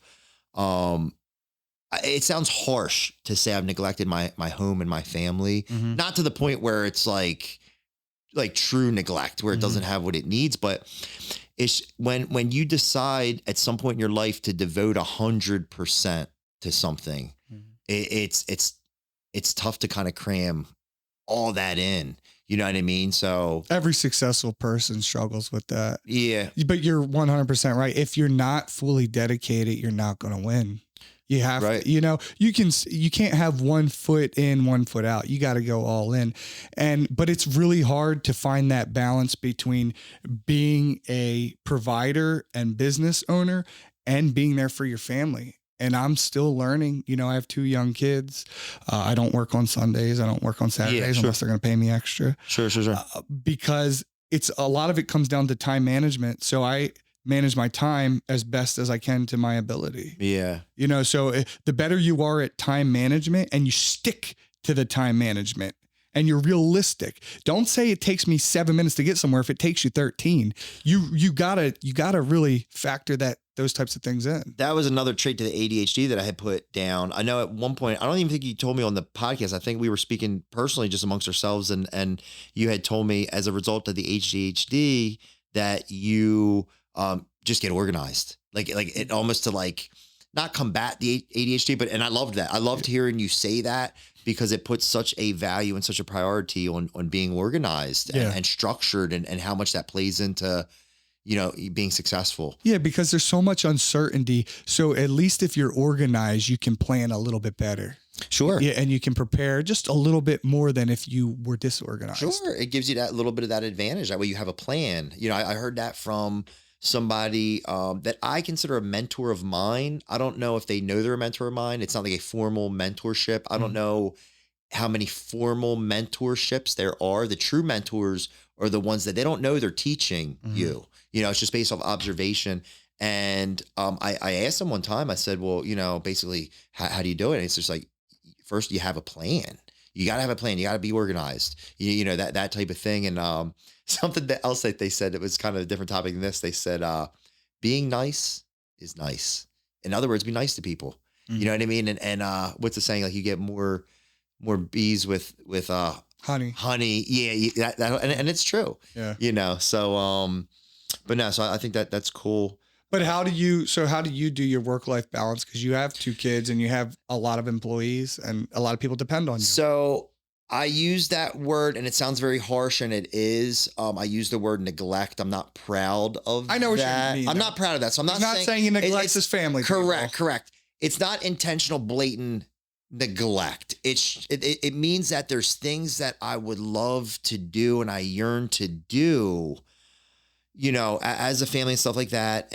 But almost like some of these things that people do, they're luxuries. Like, you know what I mean? Like it's great to take a trip to Disney and stuff like that. And yes, it's a necessity to have that family time, but let's not say neglect, let's say sacrifices. There's certain sacrifices and compromises that I've chosen to make because I want to stay on task. You know, I don't want to get distracted by too many things, but to answer your question, what do I do to manage it? And I'm fortunate. Yes, I work a lot.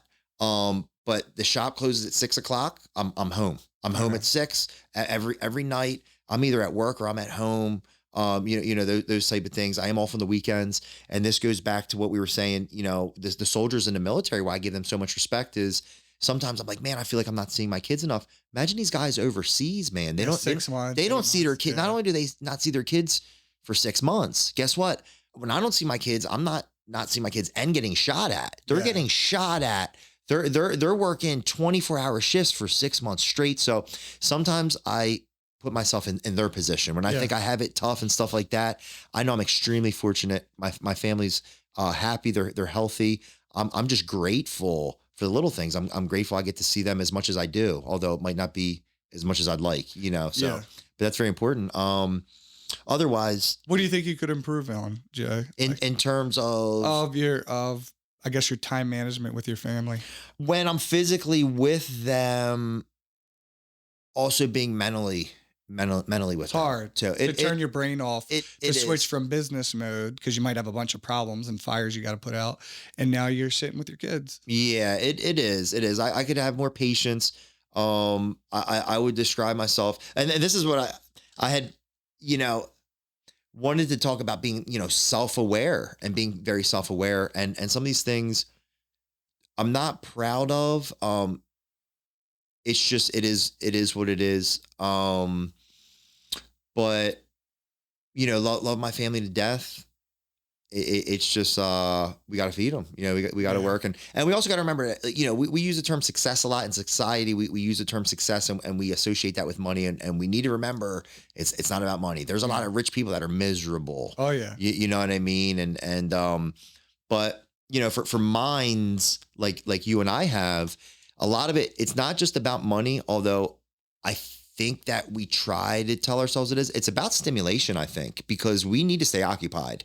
And we're either going to need to stay occupied doing something positive, doing something productive, creating something, or we're going to occupy our mind like some of the other individuals that we referred to earlier in you know, in terms of that lifestyle, you know, and stuff like that. Yeah. And we don't want to go down that path. But I think to me, I think the meaning of life is to be happy, right? And fulfillment. So, yeah. And so people ask me that a lot. They say, are you happy? Or because I do all this shit that I do. And I am happy, but I want to clarify, being happy, you can be happy and still be stressed. Sure. You know, because I'm sure you have anybody who's a business owner gets stress, right? You have stress. So you can still be very happy, but you still have to deal with stress. So don't mix up being stressed out as I'm depressed and I'm unhappy. I'm very happy. I live I'm very fortunate to be in the situation I'm in. I got myself into this situation with help from my friends, family, and my wife, but I am very happy. But is it stressful? Hell yeah, it's stressful. Yeah. Hell yeah. And I appreciate how you use the term fortunate and not lucky. Yeah. You know what I mean? Because some people, they use those terms synonymously. Oh man, you're so lucky. You're so lucky. Luck is finding a briefcase full of money. Luck is finding a winning lottery ticket. That's luck. Yeah. Fortune is something, is a goal, a plan that you set and you achieve it, and it produces a better life. That's fortune. Yeah. You know, in my opinion. No, so I like how you use that Are term. you happy, Jay? You know what? I'd have to say yes. You know, I don't think about it too much. But that's a good question. And I don't know. I will tell you this. You have one of the most busiest barbershops on Kirkwood Highway, and it's a lot of competition. Yeah, no, I appreciate that recognition for sure. And I'm glad that you're asking me point blank, am I happy? Because I haven't examined that lately, but I will tell you, I like to think that I'm happier than I used to be. And that was yet again a goal and a plan that I set years ago where, you know, years and years ago, I would look at people with money, and I wanted that, not envied in a bad way, but like, that's what I thought it was all about. Then I started seeing, I would admire that, but then I would start seeing people that were actually happy. They looked fulfilled, and I started to admire that. I started to really want that and started trying to figure out, hey, how do you get that? You know, that type of thing. So I've done a lot of you know, tried to self-improve myself. And I think I've achieved, you know, some of that. So would you say you're happy? Yeah, I'm happy. I'm happy. And for me to be able to say that is a stepping stone. Yeah. You know, for me, but I have a fear of I think admitting that, because I don't know if it's like feel guilty. Yeah. I don't know if it's like a guilt or like a superstitious thing. Like the minute like you say, oh yeah, man, I'm happy. You wake up the next morning and you're so depressed you can't get out of bed. Well, it's okay to be happy. I think being depressed and being negative, it takes way more effort. It takes way more effort to just be an asshole. And we've all been around negative people. It's not fun. You can feel their energy. It takes a lot of energy. Pessimists, it's like they're always got something to bitch and complain about. Anybody can bitch and complain about anything wherever you look. It does. It takes a lot more effort to be optimistic and happy. You're absolutely right. And that reminds me, hit the nail right in the head. And I would describe you like in terms of like aura, because with what we do, we deal with people. It's almost like a study of human behavior. Yeah, true. And there's certain people, like you said, that we come across and you can tell they're negative. And I don't even take it personal. I used to. Good. And I think I used to take it personal because by me taking it personal, I think is arrogance on my end. And what I mean by that is an arrogant person, a selfish, greedy person. They think that everything has to do with them. So if somebody's having a bad day, oh man, it must have been something I did, with employees and stuff like that. It's like, oh man, it must have been something I did that they're not happy, this and that. Well, I realized now that's just that individual, God bless them. I think that was coming from an arrogant point. But anyway, what I was starting to say is then there's people on the flip side of that where you see them and they have this aura about them where they almost glow. Mm-hmm. And I put you in that category, especially the last time you had come into my barbershop, it was a few weeks ago, you had brought your son in and you and I are talking and you had this glow about you, a positive glow, and it radiated. And I see that a lot I like to attribute it with people that like exercise, they work out, that type of stuff. And I think that's why we do that. There's a certain regiment, I'll put you and I in this category. We're very regimented. Yeah. And one of the reasons that I choose to exercise the way that I do is it makes me feel good. It makes me happy. Like how you said, it turns a lot of those negative thoughts into positive thoughts. And that's what we do. But with that also comes the obsessive trait where it's easy to get obsessed with,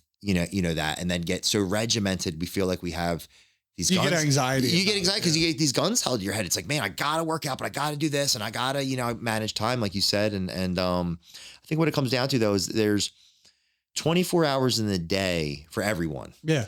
And what they choose to do with that 24 hours is up to them. Yeah. So someone that claims that they've been cheated, I would ask them, I'd say, well, how many hours were you held against your will? How many hours in the day do you have? How many hours in the day are there? Oh, well, there's 24. All right. Well, what did you choose to do with those hours? So I think it needs to start there. A lot of exploring yourself. And that's something that I had a question I wanted to present you with also was, or not even a question, but I think that being very self-aware is such a important thing. We'll apply that to going into business.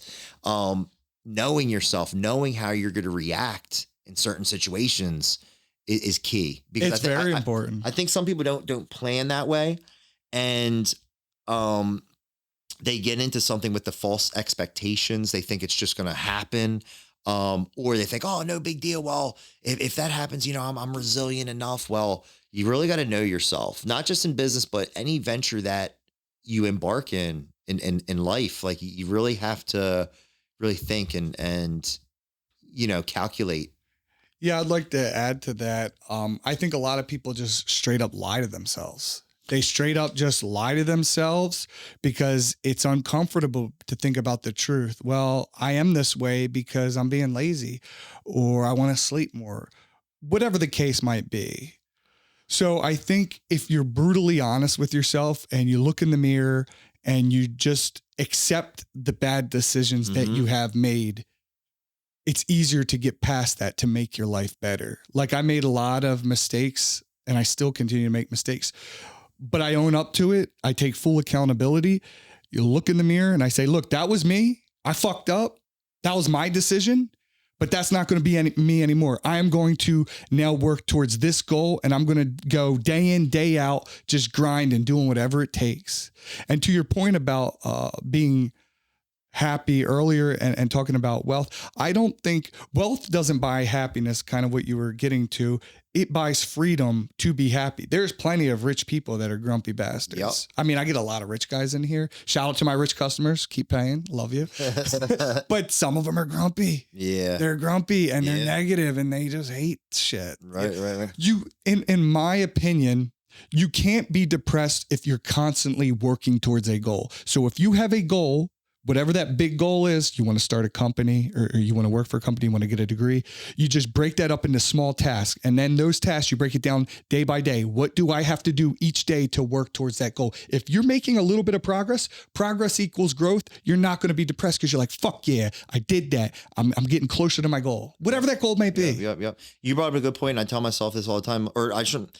So you're right in terms of lying to yourself. We'll use for an example, like say somebody, we talked about, drugs, alcohol earlier, stuff like that. Like there's some people that, they don't think that it has a negative effect on them. Mm-hmm. They're just better at lying to themselves. They're just better at justifying. Some people believe their own lies. Yeah. I know a lot of them. And they're just better at justifying it to themselves so they can continue to it's more, it's uncomfortable to think I fucked up. Right. It's not fun to think that.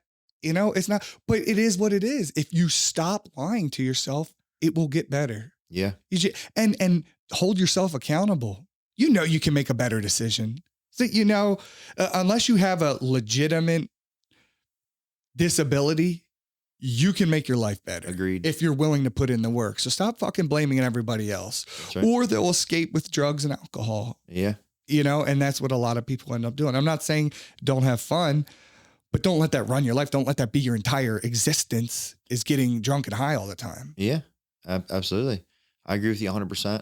Jay, I want to ask you, what would be your advice to any up and coming barber who's working for somebody else, but they eventually wanted to start their own shop? What would you say? And it's funny because I got that same question for you. Well, I think it goes back to what we just said, is be very self-aware. You know what I mean? In terms of it's definitely not, for everybody, be self-aware, because it's not as easy as, just getting an open sign and turning the open sign on and the people flock, so you have to be mentally prepared to make some of these sacrifices that you and I talked about, and you can't do it half-heartedly. But and to each his own. There's I don't want to speak too broadly or too bluntly, because there's many different business models in the barbershop industry. You have, it can be anywhere from, a guy cutting hair in his basement that's doing it for a couple bucks on the side. Then you have a guy, he's renting space. He's renting one of these suites or renting a chair. Versus say a commission shop, that type of thing. So it depends on what level they want to operate in. I would just say, know what you want, know which one of those business models that I mentioned previously, and just devote to it. Yeah, go after it for sure. So I see what you're saying in terms of, well, is there any big mistake that you made early on that you were like, hey kids, don't do this? Well, I guess it kind of contradicts what I said before, because I was naive, I guess, going into it. And I think for a lot of people, being that naive, trying to take that venture, it's enough to kind of, you learn kind of the hard way type deal. I think that's the best way to learn. That's how I learned the hard way, unfortunately. Yeah. So yeah, it's not for everyone. It's, if there's other things that you like to enjoy, if you're not ready to devote 100%, it might continue to work for someone else. Yeah, which there's nothing wrong with that. Yeah. I mean, sometimes I envy that, like, just being able to turn it off at 6 o'clock, clock in, clock walk out the door, not have to bring your work home with you. But I think it boils back to the personality. Like, I'm compelled almost to a fault, where it's like, it takes away from, sometimes I do envy having that ability just to live in the moment and do stuff like that. Yeah. But I was going to ask you the same thing in terms of people trying to break into the SMP world, anything they might practice. If you're going to take an SMP training course with me, I tell everybody, I can give you the tools, I could teach you the skill. I could show you how to make the impressions and mix the ink and all that, draw hairlines. But the only way you're going to get good is by practice on melons, fake skin, and on friends and family. I could teach you how to do it, but I'm not going to be the one performing the action. You have to do it. And then there's another layer on top of that is being a business owner. So I could teach you how to do SMP, but then you have to become a business owner, which is a whole nother animal that you have to tackle. So if you can somehow if you already have a place where you can do it as a side hustle, good. Or if you're a barber or something and then you want to get into it because you already have existing clientele, that's good. But I would say, don't think you're just going to quit your job, do an SMP course, and you're just all of a sudden you're going to start making 10 grand a month, because it's not going to happen. Right. And you're not going to be that good in the beginning. The more you practice, the more you adjust your skills, the better you're going to be. Yeah. Yep. Same and similar with barbering. It's, I can teach you how to cut hair, and that's part of it, but drumming up the business is a whole different part, you know, and just like we talked about Olympic athletes, a coach, they can teach you the fundamentals of the game, but it's up to that player to do something with it. It's, you know, both those elements working together. So I'll ask you real quick as we're wrapping this up. We're in December of 2025 right now. We're venturing into 2026. Do you have any personal goals for 2026? Yep, but they're secret. Okay. All right. Well, we'll find out in 2026. Yeah. They say not to, and I've done this my whole life. Don't put your goals out there. Just continue to work for them and let your actions speak for themselves. Okay. You know, because I think by going and, I mean, I could tell you like simple things like I want to get my podcast studio built, but that's a different goal. You know, that's that's manageable. But yeah, I have personal goals. What's that? I mean, that's a goal. Yeah. I mean, so refine the podcast a little bit. So we don't have to record in here, which I have a studio already built. Yeah, no, which I think is fine, man. I think you do a great job with it. Shout out to Onset Media Group. They're doing an amazing job. They did this whole ensemble, and I'll show you behind the scenes footage of this. Anybody out there in Delaware looking to make a commercial or a podcast, hire these guys. You do weddings too? Yeah, hire them. Hit them up. We'll tag them in the video. So finally, Joe, you know, thanks for allowing me to take over your podcast for the day. It was a lot of fun. I learned a lot. Just thank you for sharing these details about your life. I know it's not easy to do, and hopefully everyone learned. You understand why I needed more time? Hey, that's all right. That's all right. Do you get it now? Absolutely. So as I mentioned before, I've learned a lot from you. I look forward to continuing to learn from you. How can people find you if they're looking? What's your... Anybody out there, just hit me up on Instagram, either Joey_Dots_ or Delaware_SMP, and check out my podcast, the Dot Dattie Podcast, on YouTube, Spotify. You can just type that in. It's spelled DOTDATTI. You can see it on my shirt. We'll put the link on there. Subscribe to my YouTube channel, Dot Dattie World. Thank you for doing this, Jay. Thanks for setting this up. Thanks for bringing this crew in here. I'm extremely grateful. Not a problem. Thank you. Thank you. And so your shop that we're sitting in now, where is it located? Is there like if we're looking for it, is there like a landmark? Right behind Jay's Barbershop. Oh, okay. All right. All right, cool. Thanks, buddy. Thanks, brother. Love you, man. Yep. Thank you. Thank you, everybody.